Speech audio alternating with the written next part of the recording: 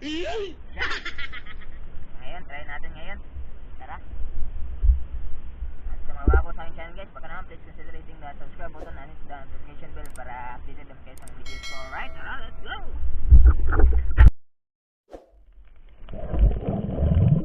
Alright guys, diretso na tayo dito sa ilalim guys. Ito yung unang huli natin guys, isang ipus-ipus. Hindi masyadong malaki at hindi rin masyadong maliit guys. Yung matatawag natin na good size na, ayan o, pang ulam na pwede na guys. At dito, eto, buenas tayo ngayon, isang cuttlefish, good size guys. Pite. Sigurado na naman pang ulam guys. Oh, shash! Mga mahigit 1 kilo ito guys ng atimbang ko pagdating sa bahay. Ayos na ayos. Shash! Lord!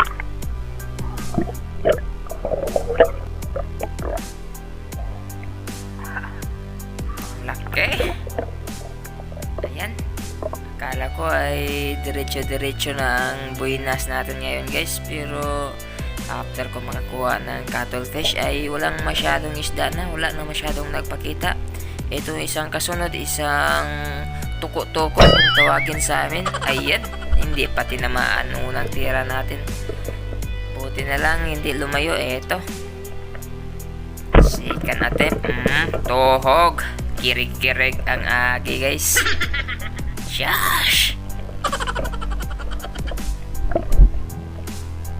Ito isang bayang, ayan. Kukunin na natin to guys, pangdagdag sa ating toy tonic. Ayan. Medyo maamo siya ngayon. Tuhog! So ayan na nga guys, after that ay umahaw na ako kasi walang masyadong isda talaga. Madalang. Buti na lang may cuttlefish tayo guys. At nanguha na rin ako ng mga sea urchin or salawake. Ito yung cuttlefish natin. Good size. Ayan, kakaunti lang pero bawing-bawi na sa cuttlefish pa lang.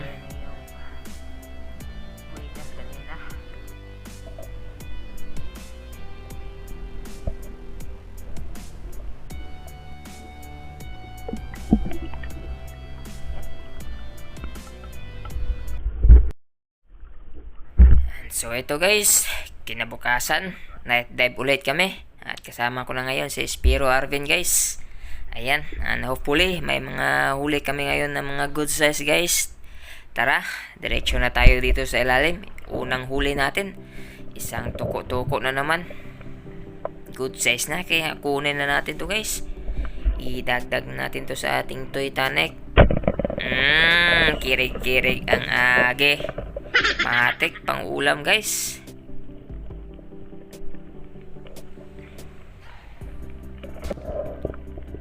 At ito isang ipus-ipus guys, triple tail wrasse.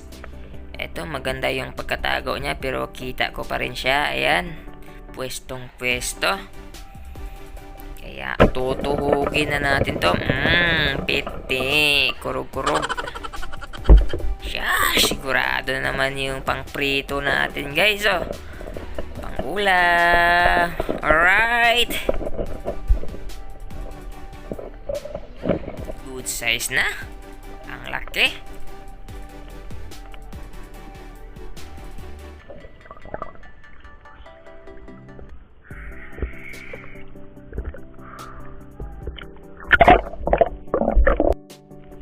Ito guys, nasundan pa ng isang triple tail wrasse.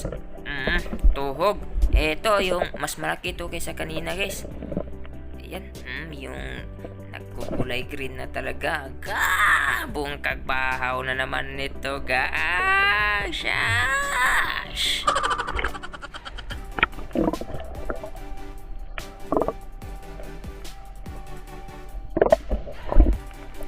Ito isang pawikan or sea turtle guys. Ayan, kumaripas ng takbo guys. Akala niya ay uulamin siya. Nakahalata siguro na wala kaming masyadong huli. Kaya yun, tumakbo. Still lumangoy pala guys. At ito, isang ipus-ipus na naman. Ayan, sumabit pa yung flapper natin. At Buti na lang ay natanggal pa rin guys. Ayan. Medyo nirapan din tayo pero natanggal pa rin. Ito good size na rin na triple tail wrasse itong nahuli natin ngayon guys. Oh. Tatlong pirasong good size na triple tail wrasse na yung huli natin guys. Shash! Prito guys, matik yan. Bungkag bakaw.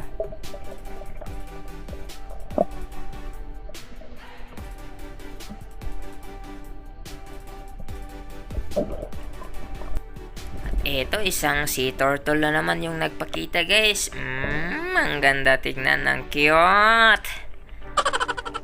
So, after that guys, ay umahon na rin kami kasi wala na talagang masyadong isda sa spot namin.